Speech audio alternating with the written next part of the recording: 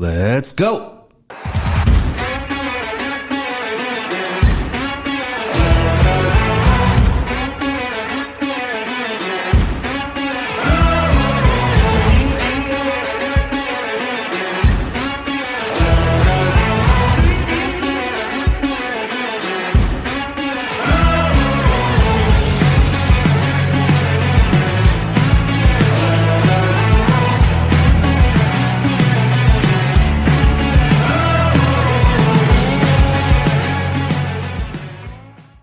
Welcome back to The Inside Lines. I'm your host, George, and after taking a few weeks off, I'm excited to be back with you for what's shaping up to be a critical time in New Jersey politics. Today, we're diving deep into several major stories that are defining the political landscape here in the Garden State. We'll break down the June primary results that officially set our gubernatorial race, look at some eye-opening new polling data, discuss what Jack Ciattarelli needs to do to have a shot at winning in November, and then examine two local stories that perfectly illustrate the deeper problems plaguing New Jersey right now. So grab a cold drink, settle in, and let's get into it. You know, it's July 3rd right now at the filming of this video podcast. Tomorrow's Independence Day, a glorious day. I hope that you'll have a wonderful time with friends and family. But let's talk about the June primary results, because that was big news. Our gubernatorial primary results are in, and we have our official matchup for November. On the Democrat side, Congresswoman Mikie Sherrill emerged victorious from a crowded field, securing the nomination with 34% of the vote. This was far from a runaway, though. She faced tough competition from some heavy hitters, including Congressman Josh Gottheimer, Newark Mayor Ras Baraka, and Jersey City Mayor Stephen Fulop. What's interesting here is that Sherrill's victory wasn't the blowout some might have expected. While she was a persistent leader in limited public polling, victory was far from certain as millions of dollars flooded the New Jersey airwaves. Her win with just over 1/3 of the vote in such a crowded field shows that the Democrat Party wasn't unified behind a single candidate, something that could matter in November. On the Republican side, Jack Ciattarelli secured his second consecutive nomination with a much more commanding 68% of the vote.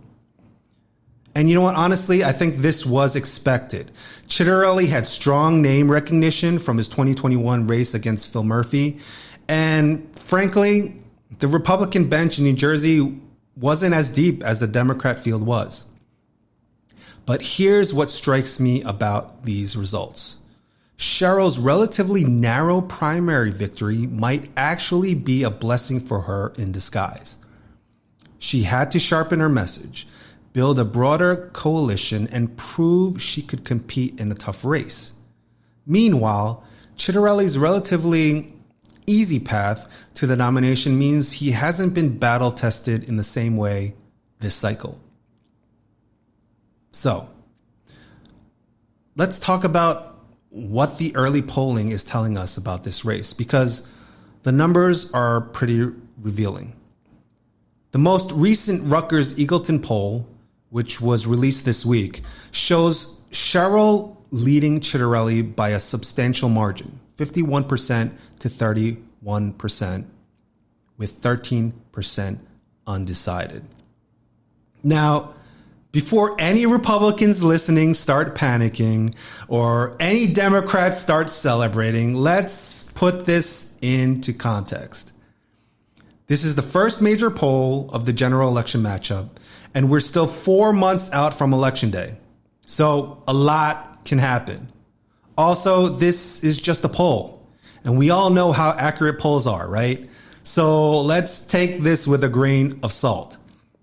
But what's interesting in the crosstabs is the story with independent voters.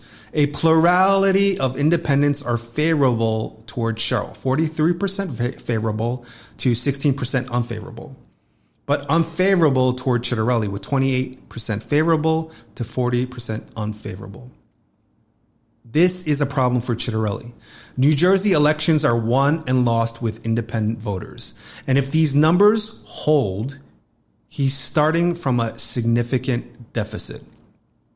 The question is whether he can change that narrative. There's also this. Democrats are more supportive of Sherrill at 82% than Republicans are of Ciattarelli at 71% favorable. That suggests Ciattarelli still has work to do consolidating his own base, something you'd expect to be easier for a candidate who's been the nominee before. So that brings us to the big question. What does Jack Ciattarelli need to do between now and November to have a real shot at winning? But before we get into the tactics, let's talk about the bigger picture, because I think there's a compelling case to be made for why New Jersey needs a change in direction. Look, I'm going to be straight with you. I think we need a Republican governor, not because I'm some partisan hack, but because after more than 20 years of Democrat control in Trenton, we can see the results. And frankly, they're not good. We have the highest property taxes in the nation. We're losing population to states like Florida, Texas, and even Pennsylvania. Our business climate is ranked among the worst in the country. We're seeing school districts like Toms River going bankrupt while state demands higher taxes. I'll go into this in a little bit. We see repeat offenders cycling through our courts without meaningful consequences. This isn't working, folks. And the definition of insanity, and I've said this many times before, is doing the same thing over and over and over again and expecting different results. Now, Ciattarelli needs to make this case without alienating the very voters he needs to win. Democrats and independents who might be frustrated with the status quo but aren't necessarily ready to vote Republican. Here's how he can do it. First, he needs to make this about results, not party labels. He needs to ask voters, are you better off now than you were 4 years ago? 8 years ago? Are your property taxes lower? Is it easier to start a business? Do you feel safer? Are your kids getting a better education? For most people, the honest answer is no. Second, he needs to focus on kitchen table issues that affect every family, regardless of party affiliation. Property taxes don't care if you're a Democrat or a Republican. They're crushing everyone. Crime doesn't care about your voter registration. It affects everyone. The cost of living doesn't discriminate based on political party. Third, he needs to present a clear, positive agenda. It's not enough to say the Democrats have failed. He needs to say, here's what we're going to do differently. We're going to lower your taxes. We're going to streamline regulations, support our law enforcement, fix the school funding formula, make it easier to do business here. Fourth, he needs to acknowledge that this isn't about being anti-Democrat. It's about being pro-New Jersey. There are plenty of Democrats who are frustrated with the direction of the state. There are plenty of independents who are ready for a change. Ciattarelli needs to give them permission to vote for a change without feeling like they're betraying their values. And here's the thing. New Jersey has elected Republican governors before. Tom Keene won twice. Christy Todd Whitman won twice. She's not a Republican anymore, but she won twice. Chris Christie won twice. It's not impossible, but it requires the right message and the right messenger. The Trump factor is real, and Ciattarelli needs to handle it really carefully. But here's what I think. Most New Jersey voters care more about their property tax bill than they do about national politics. They care more about whether their kids are safe walking to school than they do about what happened in Washington. Ciattarelli came within 3 points of beating Phil Murphy in 21.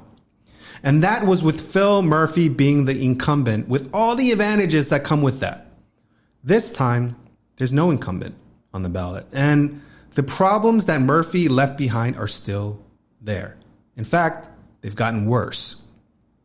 The question is whether Ciattarelli can convince enough voters that after 20 plus years of Democrat control, it's time to try something different. Because if he can't make the case, if he can't convince people that the status quo isn't working, then he's going to lose.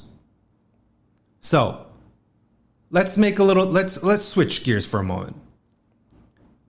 Because I want to talk about two local stories that I think perfectly illustrate the deeper problems we're facing here in New Jersey. The first is what's happening right now with the Toms River Regional School District. And if you're a parent or taxpayer anywhere in New Jersey, you need to pay attention to this because it could be coming to your district next. The school board there has authorized district staff to consult with bankruptcy attorneys and begin the process for filing for Chapter 9 protection. Let me say this again. One of New Jersey's largest school districts, serving over 15,000 students, is preparing to file for bankruptcy. How did we get here? This is a story about New Jersey's broken school funding formula and the impossible choices it's forcing on local communities across the state. The Toms River Regional Board of Education is defying an order from the New Jersey Department of Education to shut down after the school board rejected the state's demand that it approve a budget for the 25-26 school year. And here's why they rejected it. To meet the Department of Education's demands, Toms River would have to impose a 12.9% tax increase on top of last year's 9.3% increase. That's a 2-year increase of 22.2% burden on taxpayers. Think about that. If you're a homeowner in Toms River, if you're paying $15,000 a year in property taxes, which is pretty typical for New Jersey, you're looking at an additional $3,300 a year. That's $275 more per month just for the school portion of your property taxes. For a lot of families, that's a car payment. That's groceries. That's the difference between staying in New Jersey and moving to Florida or next door to Pennsylvania. But here's the really maddening part. Toms River was forced to cancel summer school for students who need academic intervention and special education services. We're talking about the most vulnerable students, kids with special needs, kids who are struggling academically, being denied services because of this funding crisis. So let me get this straight. The state is demanding that Toms River taxpayers pay crushing tax increases, but the district can't even provide basic services to special needs kids? How does this make sense? The background here is important, and it affects communities throughout Ocean County, Monmouth County, and really anywhere in New Jersey that isn't considered an urban district. New Jersey's school funding formula is supposed to provide adequate funding for education while being fair to taxpayers. But what we're seeing in Toms River is a system that's completely broken. The state has been reducing aid to districts like Toms River while increasing aid to others, leaving communities like this one in an impossible position. And it's not just Toms River. School districts across New Jersey are facing similar pressures. I know we're facing pressure here in Paramus, Bergen County. Your district could be next. This is what happens when politicians in Trenton make promises they can't keep. They promise more funding for education, but they don't want to raise state taxes. So they force local communities to do it through property taxes. Then they act surprised when communities say they can't afford it. If you're a parent in Toms River, you're looking at overcrowded classrooms, reduced services, and the possibility that your kid's school might literally shut down. If you're a taxpayer, you're looking at crushing tax increases that might force you to sell your home. And if you're a special needs student, you're looking at losing the services you need to succeed. This isn't just about Toms River, folks. This is about a state government that has created a funding system that pits communities against each other and forces impossible choices on local officials. It's about property taxes that are already among the highest in the nation being pushed even higher. And it's about students, real kids in our communities who suffer when the system breaks down. Let's switch to another story. And this story hits home because it happened in Paramus, where I live, right here in Bergen County.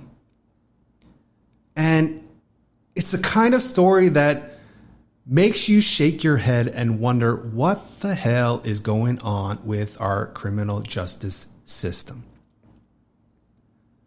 On June 28th, the general manager of Shake Shack in Paramus called police to report a burglary in progress. Surveillance footage showed something you could not make up if you tried. A man had broken into the restaurant after hours and was literally operating the grill to cook himself food, walking around like he owned the place and stealing merchandise. The suspect was identified as Jermaine Campbell from Newark. But here's where it gets even more bizarre. 2 days later, Campbell came back to the same Shake Shack and tried to break in again. Officers found him hiding nearby. Campbell was wearing a Shake Shack t-shirt and carrying a chef's hat. I mean, you've got to appreciate the dedication to the bit, right? But here's the part that should make every taxpayer in New Jersey angry. This is far from Campbell's first rodeo. He was arrested in 2022 for stealing a Mercedes at Bergen Town Center. He was charged with criminal trespassing in Paramus in February. He was arrested on back-to-back days in November 7th in Wayne and November 8th in Hackensack. Let me ask you this. If someone is arrested for criminal trespassing in February, arrested again on consecutive days in November for the same thing, why is he free to break into a Shake Shack in June? What exactly is our criminal justice system doing here? And it gets worse.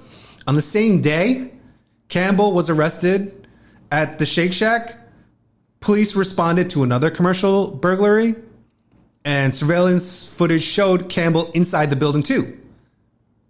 And investigators believe he may have been using it to sleep in. Look, now I'm not heartless, okay? If Campbell is homeless, that's a problem that needs to be addressed. But breaking into businesses, stealing merchandise, and treating private property like your personal campground isn't the solution. And it's certainly not fair to the business owners who are just trying to make a living. Think about this from the perspective of the Shake Shack employees. They're probably making, $15 to $20 an hour, trying to pay their bills, and now they have to worry about whether some repeat offender is going to break in while they're working? That's not right. And think about this from the perspective of the business owners. They're paying property taxes, business taxes, workers' compensation, insurance, all the costs of operating in New Jersey, and they can't even keep the property secure because the same guy keeps breaking in over and over again. This is what I mean when I say our priorities are screwed up. We're spending millions on social programs, right? We're talking about criminal justice reform. We're worried about being compassionate to offenders. But what about being compassionate to the people who follow the rules? What about the employees who have to deal with this? What about the business owners who are getting ripped off?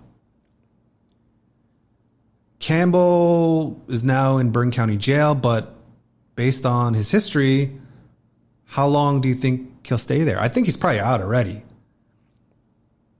And what's he going to do when he gets out? If past his prologue, he's going to commit more crimes because there haven't been any real consequences for his actions. Now, you might be wondering why I'm talking about a school district bankruptcy and a break-in at a Shake Shack in the same episode. Here's why. They're both symptoms of the same disease. A state government that's been controlled by one party for over 2 decades and has lost touch with the priorities of working families. Let me be clear about something. This isn't about being anti-Democrat for the sake of it. This is about looking at the results after 20 plus years of Democrat control and asking an honest question. Is this working? We spend more per pupil on education than almost any other state, but districts like Toms River are going bankrupt. We have some of the most progressive criminal justice policies in the country, but repeat offenders like Campbell keep cycling through the system.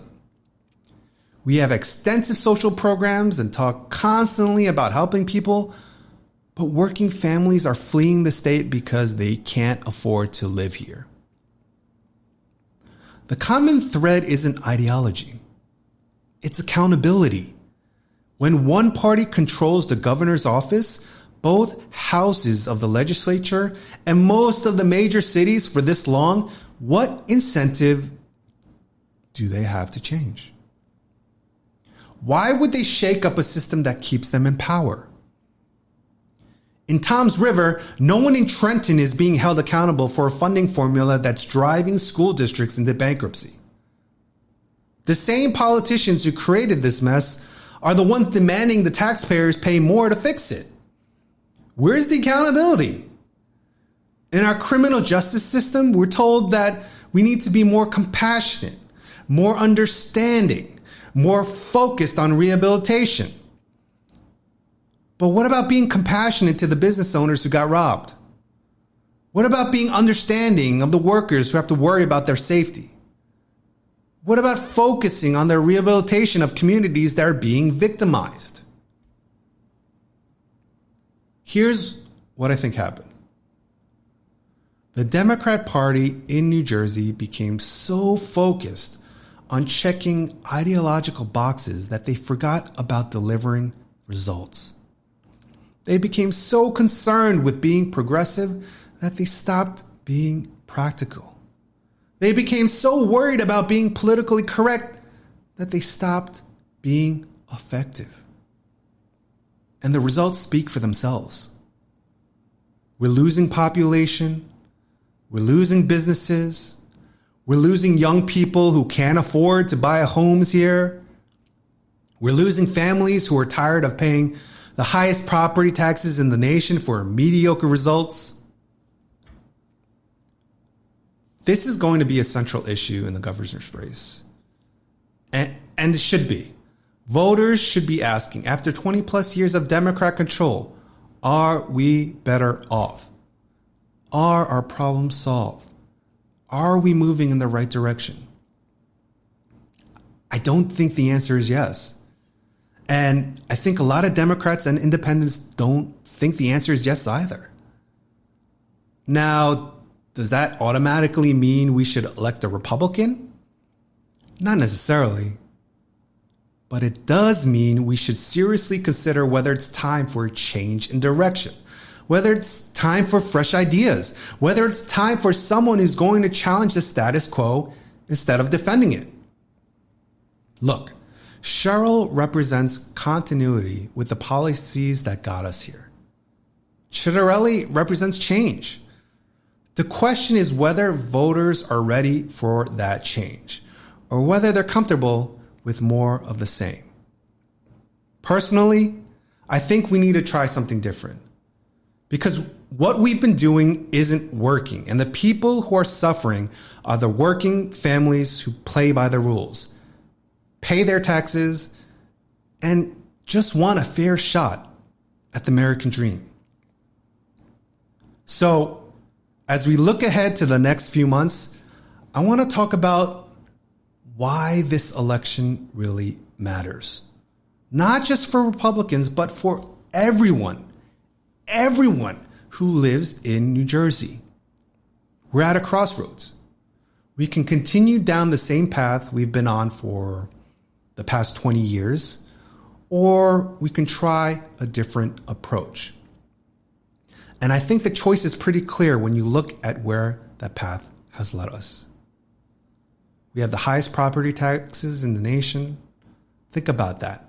Out of all 50 states, New Jersey taxpayers pay more in property taxes than anyone else. And what do we have to show for it? School districts going bankrupt, infrastructure that's falling apart,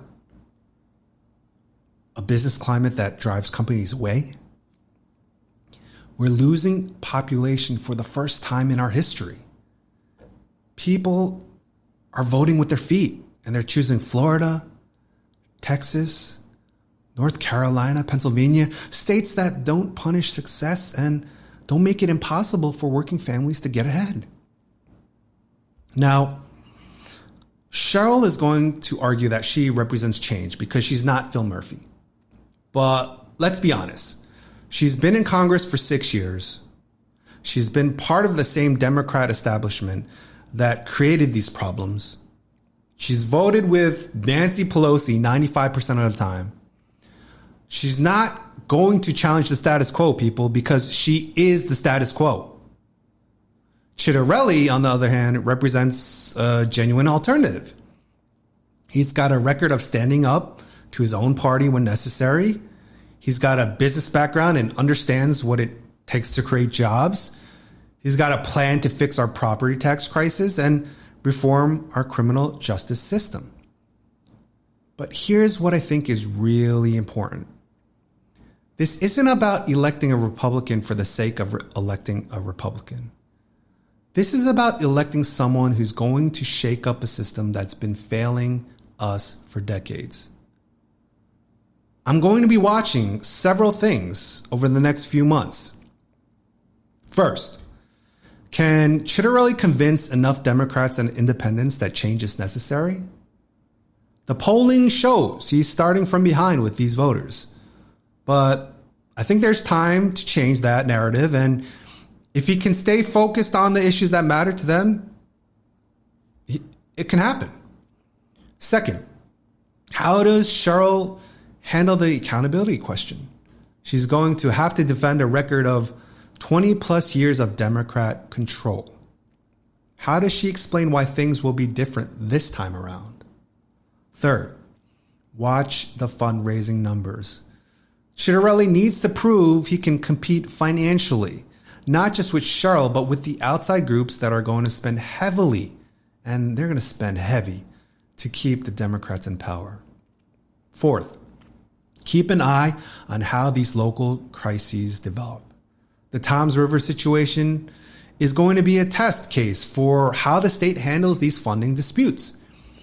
And public safety concerns are going to be a major issue in suburban communities across the state.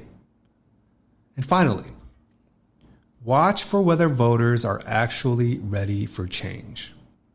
Sometimes people complain about the status quo, but aren't ready to do anything about it.